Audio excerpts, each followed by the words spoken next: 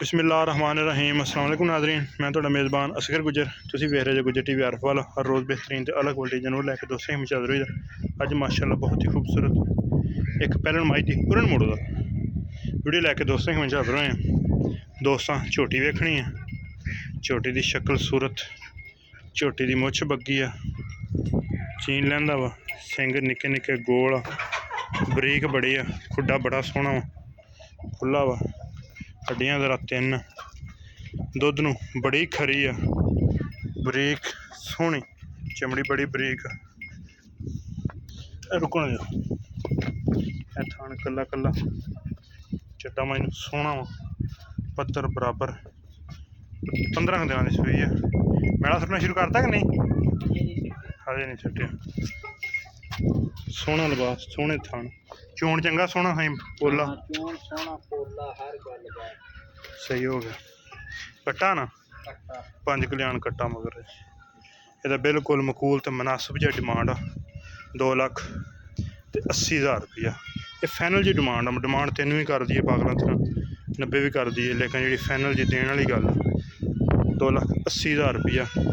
हाजिर टाइम जो गर्म दुध 12 किलो, हाँ टोरो इंजन हाजिर टाइम जो दुध 12 किलो गर्म, ठंडा करके पानी वर्गा 10 किलो जोड़े भरा दे लो बिल्कुल ठंडा पानी वर्गा करके जोड़े भरा दे लो चुआ के दे सकने।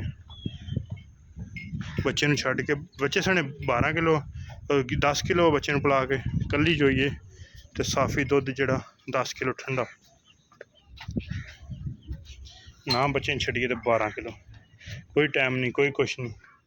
छोटी बरीक बड़ी है, छोटी नूं खुड्डा बड़ा खुला वा, जिथों मर्जी बिल्कुल छोटी घुमा दो एक गेड़ा होर कढ़ाओ जी।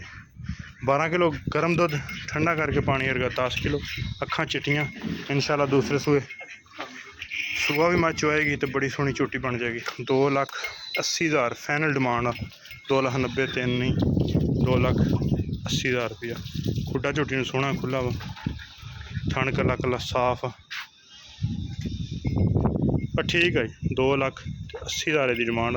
अगर किसी भरा पसंद आती रबता कर लेना, रबता नंबर 0300 567 23 आने दे उन्होंने 567 23 यही व्हाट्सअप पर एक कॉल नंबर लोकेशन तहसील आरफ वाला जिला पाकपुर शरीफ।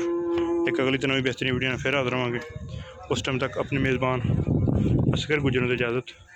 अल्लाह हाफिज़।